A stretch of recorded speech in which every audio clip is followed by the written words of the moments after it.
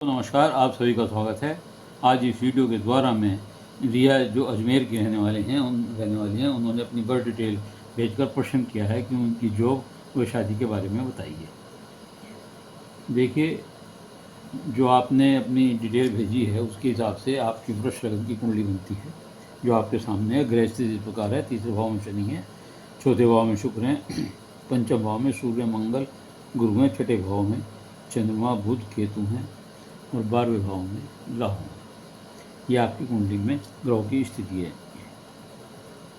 देखिए, आपका जन्म वृष लगन में है तथा स्वाति नक्षत्र के चतुर्थ चरण में जन्म हुआ है आपका, और जन्म राशि आपकी तुला है, जिसके स्वामी शुक्र हैं। वर्तमान में आपको शनि की महादशा चल रही है, जो भाग्यशाली हैं आपके। शनि की महादशा में भी शनि का अंतर चल रहा है, जो 14-10-25 तक रहेगा, लेकिन उसके बाद भी आपको 11-10-41 तक शनि की महादशा चलती रहेगी। शनि आपके भाग्येश हैं, भाग्यस्थान के कर्मेश के स्थान के स्वामी हैं, और यहाँ बैठकर तीसरे भाव में बैठकर शनि की पूर्ण दृष्टि आपके सप्तम दृष्टि आपके भाग्यस्थान पर पड़ रही है, और 10वीं दृष्टि पड़ रही है आपके विदेश भाव पर, और तीसरी दृष्टि पड़ रही है उनकी शिक्षा के स्थान पर। शनि भाग्योदय देरी से करते हैं।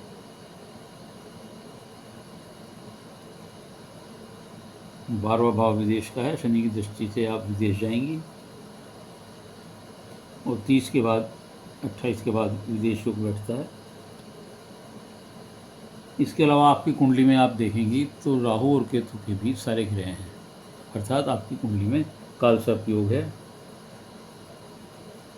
शनि की तीसरी दृष्टि क्रूर दृष्टि होती है, जो शिक्षा के स्थान पर पड़ रही है, विवाह स्थान पर पंचम भाव में पड़ रही है। तो ये शिक्षा में विधान देता है, परेशानी देता है। शिक्षा में कोई ना कोई दिक्कत आती है, और एक्सपेक्टेड मार्क्स नहीं आते, ब्रेक हो सकता है, कोई परेशानी किसी और प्रकार की भी हो सकती है।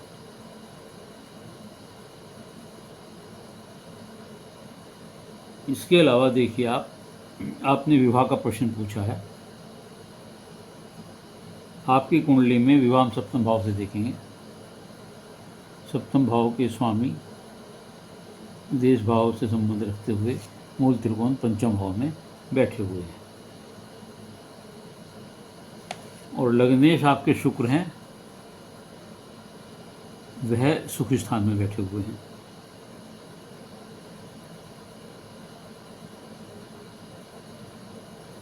जब भी कभी सप्तमेश मूल त्रिकोण में बैठता है तो वह प्रेम विवाह की संभावना बढ़ा देता है, जबकि विशेष रूप से शुक्र लगन का स्वामी होकर के चतुर्थ में भाव में बैठा हुआ हो। तो इस प्रकार आपके प्रेम विवाह के संबंध स्पष्ट से होते हैं, लेकिन आगे जाकर विवाह में राहु के कारण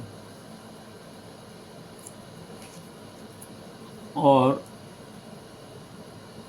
केतु के कारण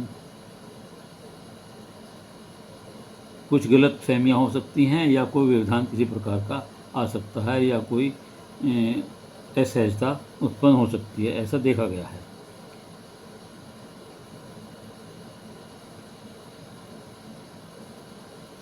बी फार्मा आप कर रही हैं, अभी आपका बी फार्मा बीच में पूरा है।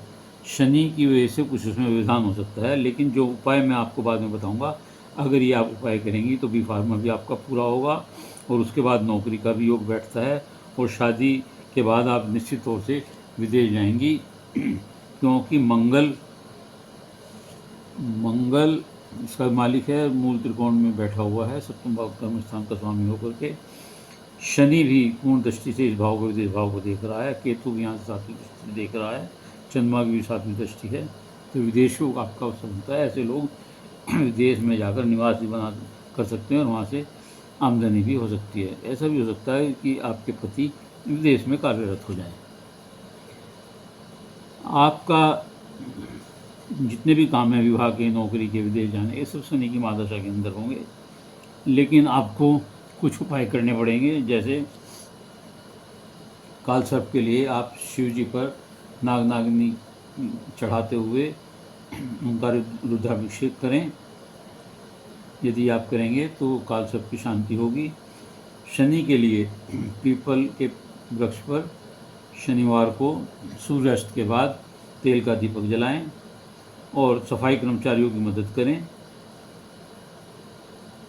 केतु के लिए गणपति जी पर धूपड़ा चढ़ाएं। राहु के लिए आप किसी कोड़ी की सहायता करें, क्योंकि यहाँ राहु बैठकर खर्च बहुत कराता है और गलत काम में एंटेंगल करा सकता है, उससे आप बचें, नहीं तो नुकसान हो सकता है। इसलिए आप कोड़ी को दान करें और कुत्ते को रोटी दें, इससे आपको लाभ होगा। यदि आप ये कार्य करेंगे तो निश्चित तौर से ऐसा लगता है कि आप की नौकरी ठीक रहेगी और जो शादी है वो उसमें भी कोई व्यवधान किसी प्रकार का नहीं आना चाहिए। 27-28वें साल में शादी का योग बैठता है।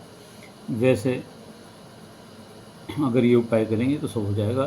संभावना शादी की आपकी 14/10/25 से 23/6/28 के बीच है, और अन्यथा फिर आपकी शादी जब शनि में शुक्र का अंतर आएगा, जो 2/10/32 तक रहेगा, 2/8/29 से 2/10/32 तक, इस बीच होने की संभावना बैठती है।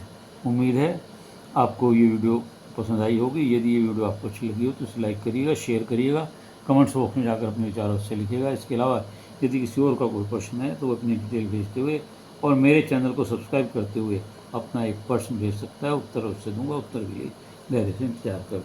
धन्यवाद।